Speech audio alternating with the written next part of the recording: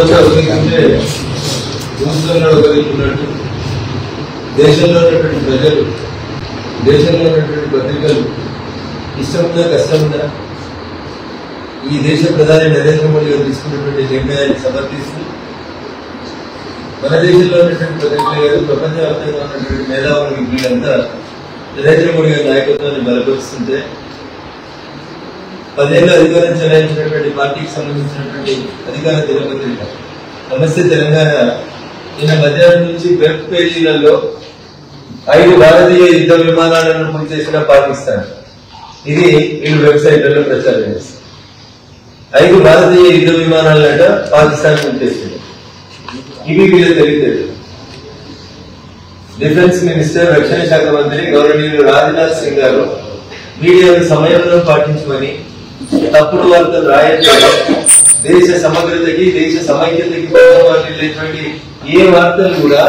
తొందరపడి రాయకూడదని చెప్తే మధ్యాహ్నం వీళ్ళకి గొప్పనట్టుకుపోయినట్టు పాకిస్తాన్ భారతదేశ విమానాలని 5 మూసేసిందని కంకలు గుద్దుకొని ఈ సంబరాలు జరుపుకునేటువంటి ఈ నీచ సంస్కృతికి ప్రింటర్ లైన్ పబ్లిషర్ ఎవరంటే దీవకొండ దామోదర్ రావు అని ఒక రాజ్యసభ సభ్యుడు చాలా సంస్కారం ఉండాలి ఈ పత్రికకు పత్రిక నడుపుతున్నటువంటి పెద్దలకి అందుకనే కొద్దిసేపటి క్రితం రాజ్యసభ చైర్మన్ గౌరవనీయులు ఈ దేశ ఉపరాష్ట్రపతి గారు జగదీప్ ధన్కర్ గారికి ఈ దీవకొండ దామోదర్ రావు అనేటువంటి పెద్ద మనిషి రాజ్యసభ సభ్యత్వాన్ని రద్దు చేయమని చెప్పి అఫీషియల్ గా మెయిల్ ద్వారా పంపించడం జరిగింది అంతేకాదు ఒక 15 నిమిషాల తర్వాత మా లీగల్ టీం మా మాజీ జిల్లా అధ్యక్షుడు శ్రీనివాస్ గారు అడ్వకేట్ సుభాష్ గౌడ్ గారు మాజీ భారత అధ్యక్షుడు మెదక్ గారి నేతృత్వంలో కంప్లైంట్ తీసుకొని జిల్లా ఎస్పీ కంప్లైంట్ ఇచ్చి వెబ్ పేపర్ లో మధ్యాహ్నం నుంచి ఇట్లాంటి తప్పుడు వార్తలు రాసి అసలు జరగనే లేదు వాళ్ళు తోపలేదు ఇది లేదు అసలు పాకిస్తాన్ అనేటువంటి తుపాకీ ఎత్తే దమ్ము లేదు ధైర్యం లేదని ప్రపంచం అంతా ఘోషిస్తుంటే 5 భారత యుద్ధ విమానాలు కూర్చున్నాయని భారత సైన్యాన్ని తక్కువ చేసి భారత యుద్ధ విమానాన్ని తక్కువ చేసి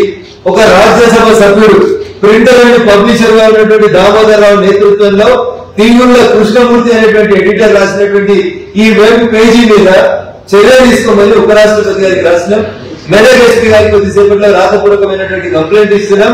ఇట్లాంటి దేశ ద్రోహుల్ని రాళ్ళని కొట్టి సంపాదించినటువంటి రోజులు వస్తాయి బెటర్ ఇది వైడప్ పేపర్ అని చెప్పి నేను ఈ సందర్భంగా ఇలా చెప్తున్నాను ఒళ్ళు దగ్గర పెట్టుకుని మాత్రమే అయింది నేను పోయి దేశ రక్షణ మంత్రిని కలిసి సైనిక్ స్కూల్ గురించి మాట్లాడితే ఇలా తెలియదు పేపర్ రాష్ట్ర వార్త ఎవరైనా మాజీ ఎంపీ చెప్పిందంట తెలంగాణకు సైనిక్ స్కూల్లో అన్యాయం జరిగిందని ఒక వార్త రాస్తారు నేను అడుగుతాను మీకు అసలు జర్నలిజం విలువలు ఉన్నాయా సంస్కారం ఉందా నేను కూడా 1995 నుంచి పనిచేసిన రిపోర్టర్ గా ఇది సంస్కారం మీద పద్ధతి సైనిక స్కూళ్లలో రాష్ట్రానికి అన్యాయం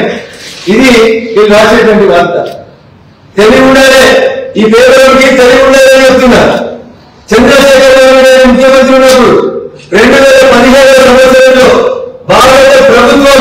తెలంగాణకి వరంగల్కి ఒక సైనిక్ స్కూల్ ని మంజూరు చేసింది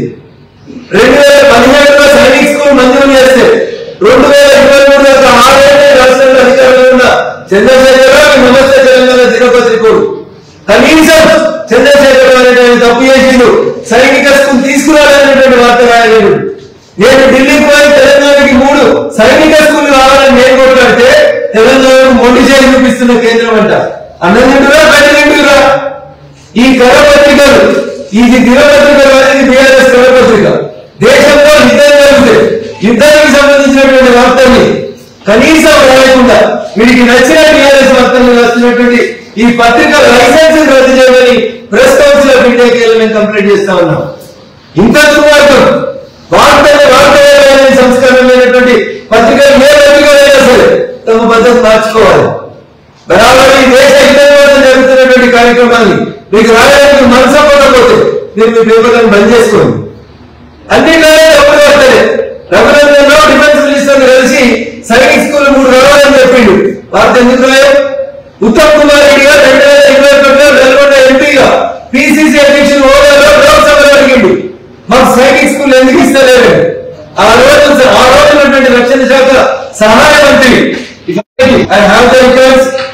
అప్పుడు కరీంనగర్ ఎంపీగా ఉన్నటువంటి వినోద్ గారు ఇలా ప్రెస్ మీట్ పెట్టిండు అని చెప్తారు 2017 ఎంపీ గారు వినోద్ గారు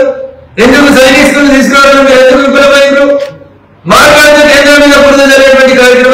చేస్తున్నటువంటి నమస్తే తెలంగాణ దినపత్రిక యాజమాన్యం తన పద్ధతి మార్చుకోవాలి, తన విధానాన్ని ఆలోచించుకోవాలి. లేకపోతే press council of India, police, రేపు ఉపరాష్ట్రపతి ధనకర్ గారిని అవసరమైతే ప్రత్యేకంగా వెళ్ళి కలిసేలా ఫ్రీడమ్ అండ్ పబ్లిషర్ గా ఉన్నటువంటి రాజ్యసభ సభ్యుడు దీవకొండ దామోదరరావు మీద చట్ట ప్రకారం అన్ని చర్యలు తీసుకుంటామని చెప్పి సందర్భంగా తెలియజేస్తాను. మీడియా మిత్రులకు ఇంకొక విజ్ఞప్తి, తప్పుడు వార్తలు, సోషల్ మీడియాలో వచ్చే వార్తల్ని దయచేసి క్యారీ చేయొద్దని రక్షణ శాఖ మంత్రి గారు స్వయాన్ని అప్పీల్ చేసింది. మీరు ఏదైనా వార్త రాశారంటే కంపల్సరీ క్రాస్ చెక్ చేసుకోండి. భారతదేశ సమగ్రతకి, భారతదేశ సమైక్యతకి భంగం వాటిల్లేలాగా ఏ వార్త ప్రచురించబడినా ప్రతి వార్తని దేశ రక్షణ శాఖ స్క్రూటినీ చేస్తుంది. తర్వాత జరిగేటువంటి కారణాలకి మీరే బాధ్యత వహించాల్సి ఉంటుందని చెప్పి కూడా ఈ సందర్భంగా చాలా స్పష్టంగా తెలియజేయదలుచుకుంది. Thank you. విదేశాల్లో ఉన్నత విద్యను చదువుకోవాలని అనుకుంటున్నారా? అయితే వెంటనే ఫ్లైగ్రాడ్ ఓవర్సీస్ ఎడ్యుకేషన్ కన్సల్టెన్సీని సంప్రదించండి. మీ విదేశీ కలలను సాకారం చేసుకోండి. ఫ్లైగ్రాడ్